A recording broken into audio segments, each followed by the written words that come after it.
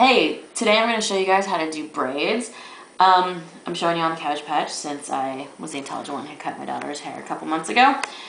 And now, the easiest way that I've found to do them is to do it with wet hair. So if you're not doing it right out of a shower or bath, I would get any kind of spray bottle, fill it with water. Warm water works best because it kind of wets it faster, and just spray down the area that you're using. I'm going to show 3 different braids. One starting from a ponytail top is kind of the easiest to do. Next, I'll show you a French braid, and then just a regular braid, which can either be done into pigtails or just one down the back.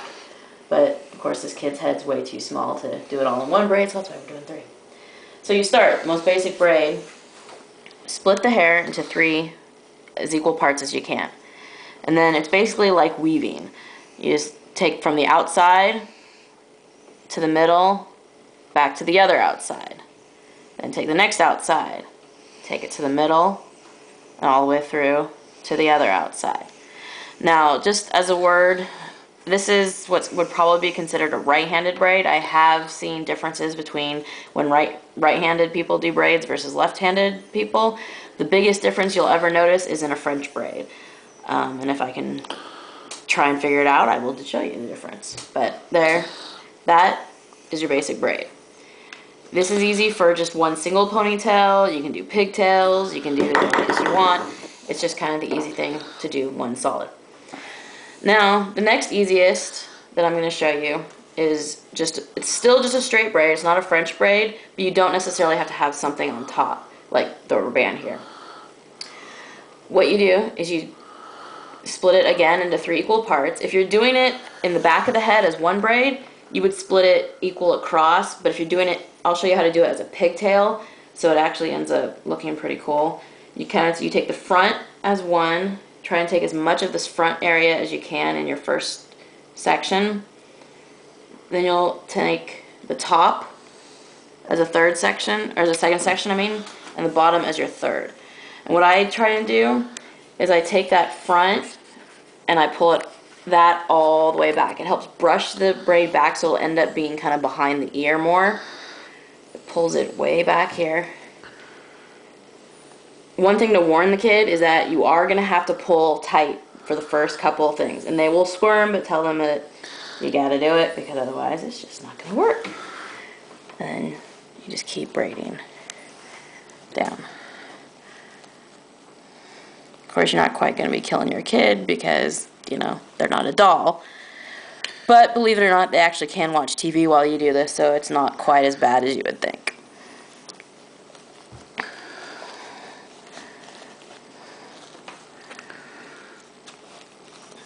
But see, this one brings it back behind the ear. You can start it a little further back and just remember to pull nice and tight. Now, for a French braid, this is usually the most complicated and the most intimidating for anyone who doesn't know how to do it. But to some degree, it's one of the easier ones once you kind of get it. Or it's easier on something like this. Okay. Now, you're going to start with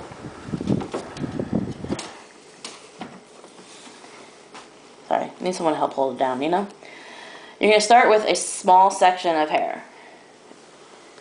Basically, what you want to grab is something on the top. I can't see. Try and do it for me. Okay, you're going to do kind of a cross section of the center. Yeah, no, it's not going to hold on. Now you split this into your 3 equal parts, just this small section. Now, kid has some froey bangs. Sorry, the Cabbage Patch Kid of the 80s. Come on, cameraman. Okay. Totally got it. You're gonna do. Thanks. You're gonna do one single braid from one side across. So now, to the outsides, you're going to add a little bit from the side. You take just a little section of hair, add it to that outside, hold this down in the center, take another section, and add it to this outside. Thanks. Now you're going to do one more simple braid, And so now at this point, you have two that are thicker and one that's not, but that doesn't really matter because it'll eventually all end up evening out. Again, you add a little bit to the side. Hold it in the center. I end up usually just going ahead and doing that first turn because it's easier to hold that way. And then you take a little bit from this side and you finish that braid. Now this doesn't quite look as how it's going to look like on one head because normally you just have the one braid, but you can still see it coming in from the sides as you grab a little bit more. And I know it seems like you're only grabbing from the side, so you're kind of like wondering what's happening with all this underneath. It ends up getting grabbed by the time you get down to the end. When you grab that last little bit, you're going to end up with it just right there.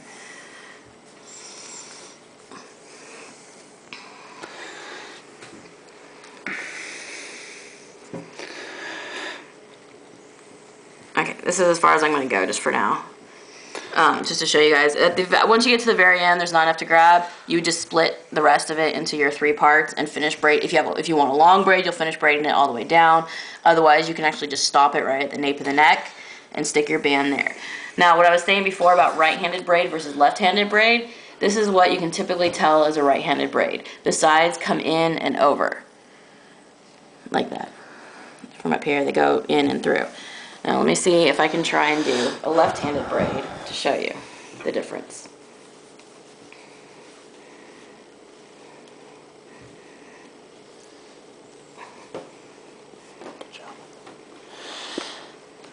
Okay. This kid's hair does not move very well. Okay, so you take your 3 sides. Hopefully I can figure this out without taking too much time, you know? Oh, I remember what the difference is. Okay, the difference is for some reason, and I guess the reason I say left-handed versus right-handed is my cousin was left-handed and she always did them this way, and I've actually seen other people do it that way, and that's why they do it too. I don't know. It's an upside-down braid, basically. Instead of, if you notice the way I braid, I take this outside one and flip it over, and everything's going over like that. Well, they end up going under and under. Then you grab next and go under.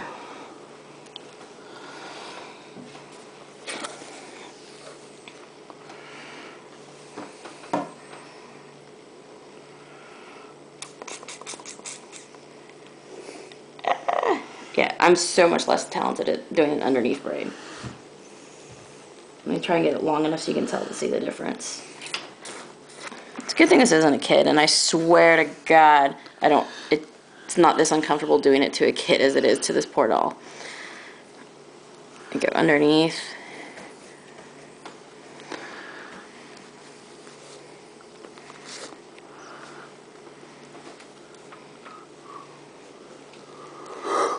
So basically, if you can tell, this time the braid's on top, and all the gathers from the side go underneath.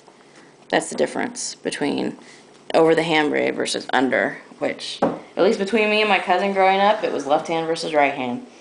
Anyway, so that's how you do your braids. If you have any questions, feel free to ask.